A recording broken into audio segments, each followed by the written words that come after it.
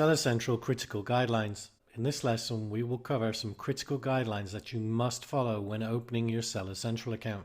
Increased security. Amazon have recently started being very particular about approving Seller Central accounts. They are doing this to aid in preventing any fraudulent accounts being created.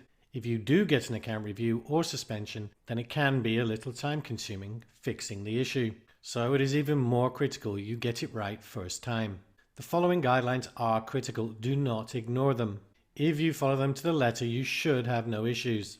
And they apply to everyone, no matter where you live.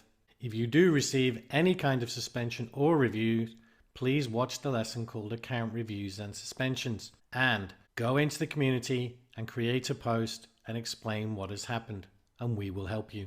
Creating a company or LLC. If you do not have an existing company, then we strongly recommend you create your Seller Central account with your personal info. You can always create a company and change the info later. And the company must have its own bank account and credit card. And as you will see, the bank statement must have transactions to open a Seller Central account.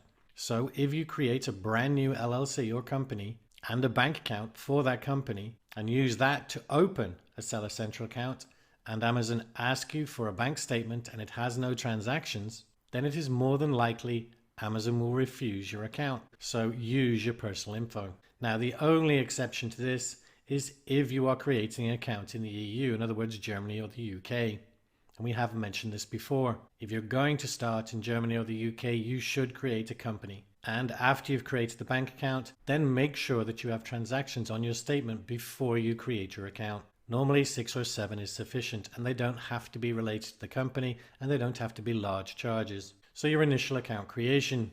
If you receive any kind of message saying there is an issue with your account creation, then do not panic. And do not, under any circumstances, try creating another new account. If you get any issues, post in the community, and we will help you with that account. Trying to create more than one account can cause major issues when trying to fix any issue. It is much better to try and fix the issue you have with the account you're creating. And again, and I'll say this over and over again during this module, if you do get issues, check the community for answers. And if you do not find an answer, then ask for help and tag James Anderson. And then both myself and James will help you if you have an existing Seller Central account. So if you have an existing account, then again, do not try creating another new account, even if you never used it. If you try and access your account and you get an error message, then do not try and open another account. You can still fix this one. As long as your account was not closed for contravening Amazon's rules, then contact Seller Central support and ask them for help. Just explain that you started your account and then had to take a break from the business for whatever reason. The exception. If you try and access your account and you get an error message that tells you to create a new account, then you can. Go ahead and create a new account with a different email address. Only do this if the error message actually tells you to. And most importantly, make sure you have a screenshot of the message telling you to open another account, as you will probably need to use this.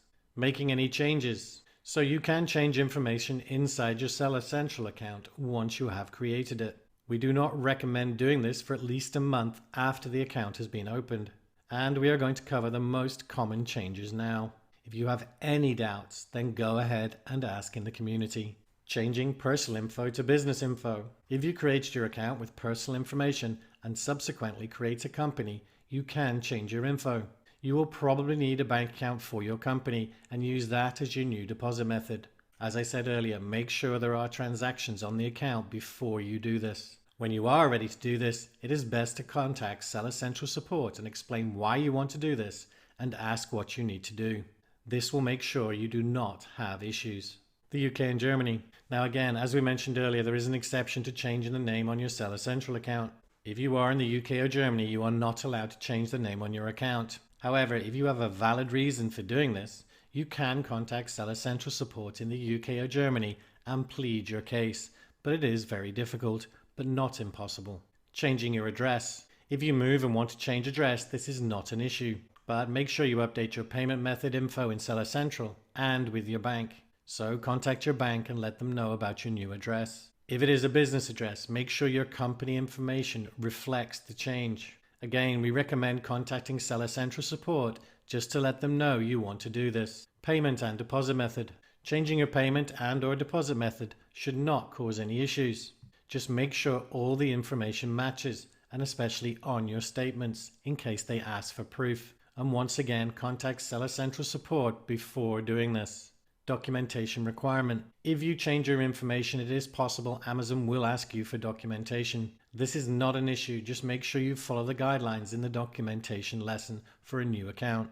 Working with a partner. When working with a partner, do not use the same login. One person should create the account with all their information. After the account is approved, add a new user under user permissions. This means both partners will have their own email and password. So we covered the critical account creation guidelines and how you can change your info later. In the next lesson, you will discover more about the documentation you need and how to create it correctly. But that's it for this lesson. Take care.